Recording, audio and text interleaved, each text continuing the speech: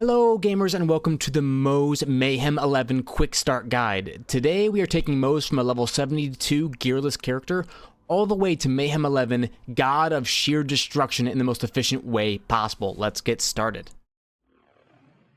You'll want to start by filling out your skill tree. For Moze, blue goes boom, green guns go burr, and orange is offense through overpowered shields.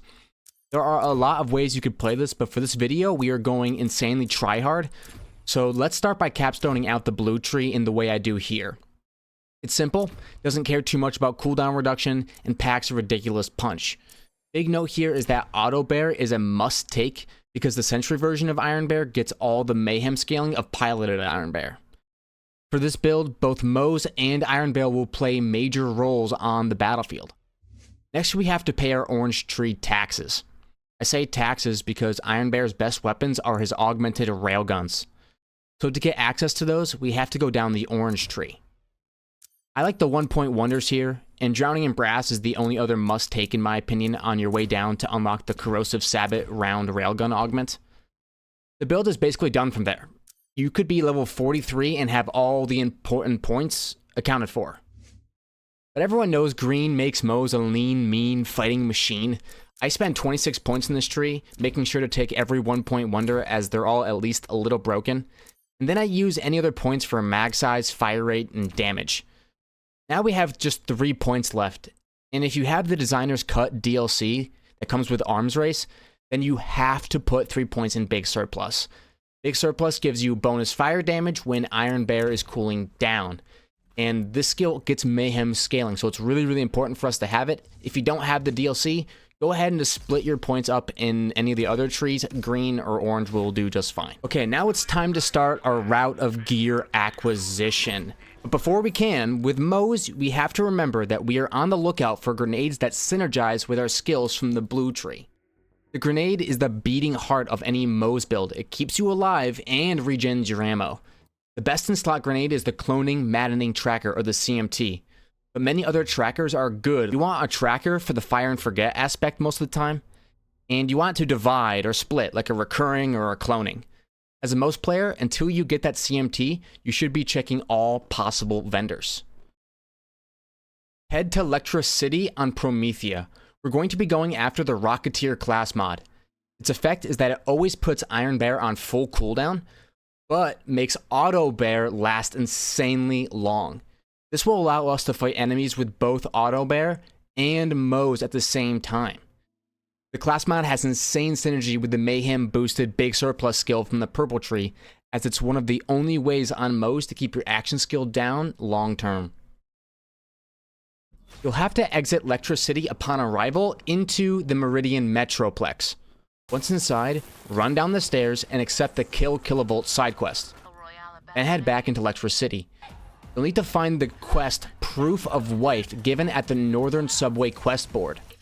Complete the quest by killing Tumorhead, the dedicated drop source of the Rocketeer. If you did everything right, you can save quit right after the quest, turn in, and farm Tumorhead again. If you're like me and want to be sure I respawn at the right save station, you can run back to this one on screen where you'll respawn. It's a quick run to Tumorhead and you can dodge all the enemies. Note that all the enemies are level 20 in this area because I have not turned Mayhem mode on, and that's on purpose. Class mod levels are not that important right now. We're going for efficiency. We can always come back later for a perfect roll. Once you get that bad boy, take a moment to appreciate how Auto Bear will last for 2 minutes and 45 seconds.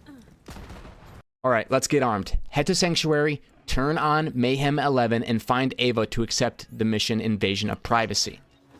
Private Beans has stolen and is publicly reading Ava's diary. Not cool, bro. Let's hunt him down for his dedicated drop, the almighty Trevinator. It's a godlike Malawan shotgun with a really cool lore.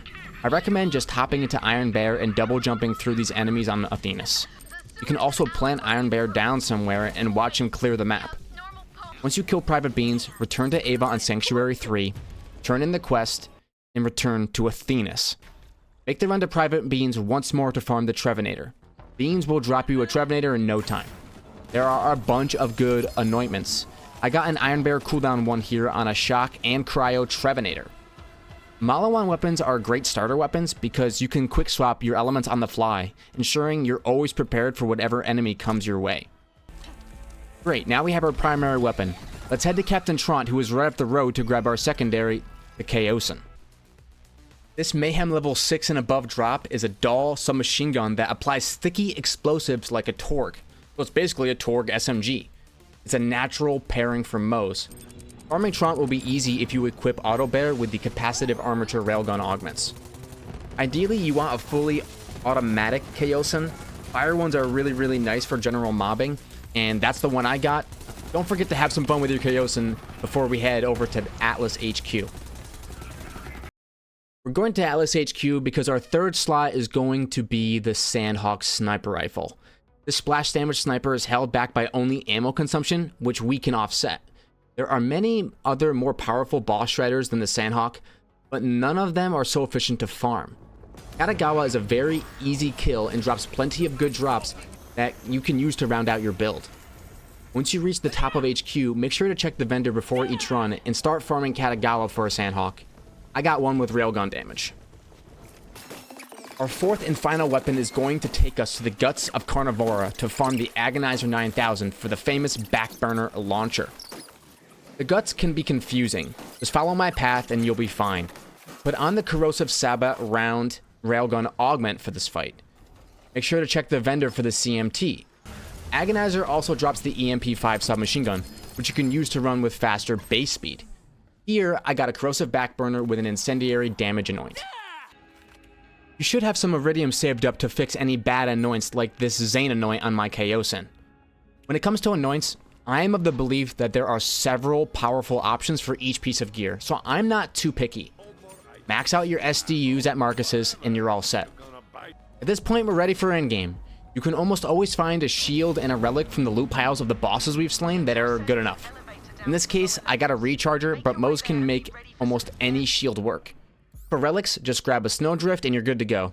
Some other options are the Auto Idol and the Victory Rush. In late game, you really want to chase after the Pearl of Ineffable Knowledge or a Company Man.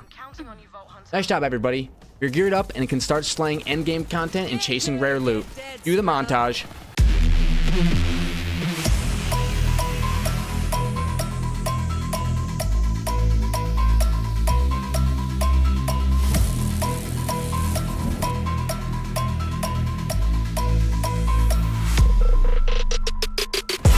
How heavy is that? Light work with the pace on the track, on my face in the back like I'm taking a slap. I need a drink, but it's straight from the tap. And I'm hating the slack, couple man stand around like the hate in the gaff. Please stop talking that trash, cause the vibes in the front all the way to the back.